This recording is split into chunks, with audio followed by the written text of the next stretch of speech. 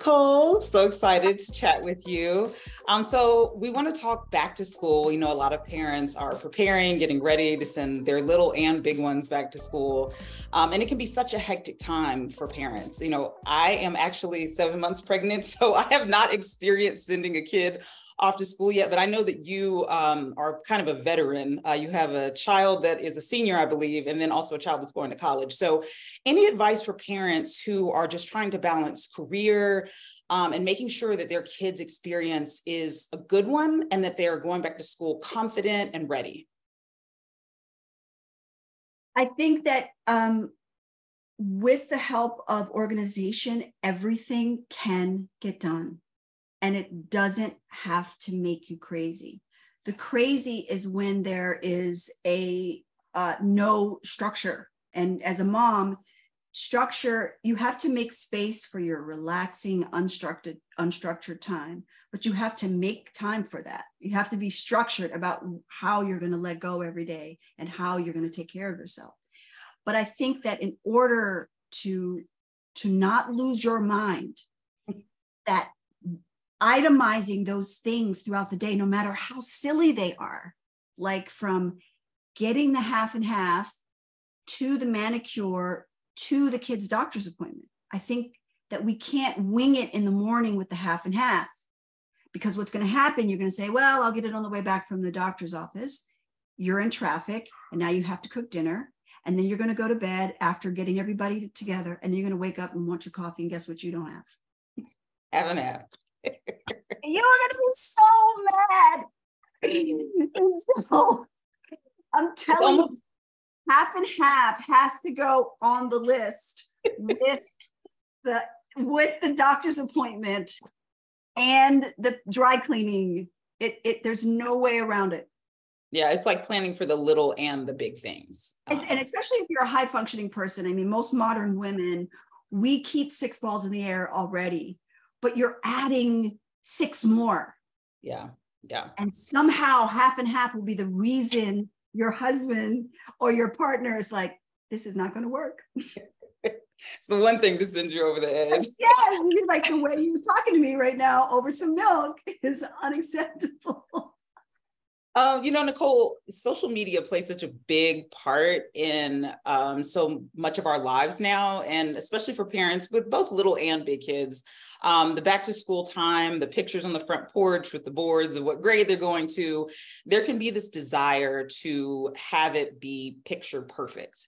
Any advice to parents on how to kind of unplug in this time of sorts, and also to not let comparison to other parents be kind of the thief of their time and of their kids' time and of their joy, essentially?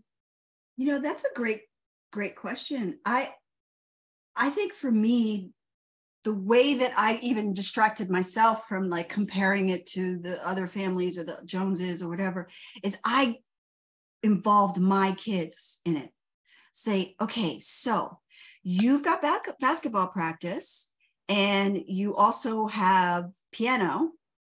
And Sophie, you've got a math tutor over here. So how should we do this? And then you might have to change it, but Sophie might say, well, why doesn't daddy pick me up from school and you can take Nicholas to practice? So I just kept it in my family and our success and our little goals achieved. Yeah. And so it became its own perfect. Yeah. It's not like comparing to what No. And then they would be like, Mommy, you should use different colors. And, I just keep it between us and try to keep the they out of it. Yeah, that's great advice, actually. Yeah. Okay, so what about the like highs and lows of sending your kids back through the years? Talking about the challenging parts, but also some of the really great moments that you've had and seeing them off back to school and kind of experiencing the school year with them as a parent. Well, their childhood, like first grade, second grade was so funny. Boris and I are on the floor laughing sometimes about, do you realize that we like you might have had a towel on your head when you dropped her off for school because we were running so late. Like there's just so many hysterical hot mess moments for when they were little, forgetting the trumpet. I think Nicholas wanted to play the trumpet, and we always had to like sneak it into the room because we couldn't disrupt the class. It was endless. So those messy moments were also, thank you, babe. Those messy moments were also the fun moments. But then picking them up from school and seeing them run towards you, happy to see you, that was, I took 2 buses home from school, and my mom was happy to see me, but she was also coming home after a long day herself. And I just never had that experience, like mommy and the backpack is in them. And I will remember that forever. That's awesome. Okay, so let's talk about the Postit partnership and the sweepstakes that you guys have going on. Yes.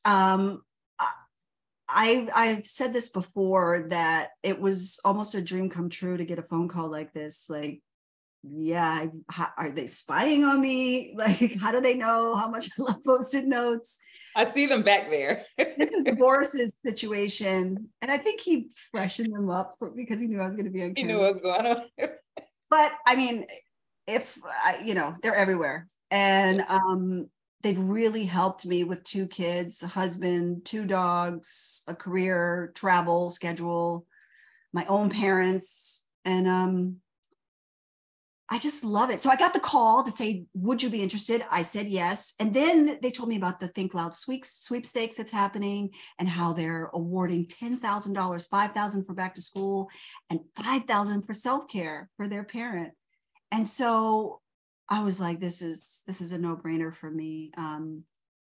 And what you have to do to enter, you just have to post a picture of how you use your Post-it notes, whether it's your to-do list, your goals, or even your thoughts, motivations, and sharing it with them. So it's I love the combination of for back to school and then the self-care piece, because it seems like so many more parents and moms especially are really starting to lean into that aspect of their lives and their motherhood. And sometimes half and half is part of the self-care. Self-care. Well, Nicole, thank you so much for speaking with 2190. We really appreciate it.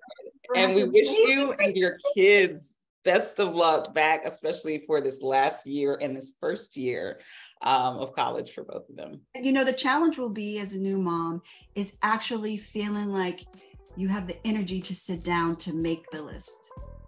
And yes, you do. Yeah. It will make everything easier. Thank you for that. I appreciate it.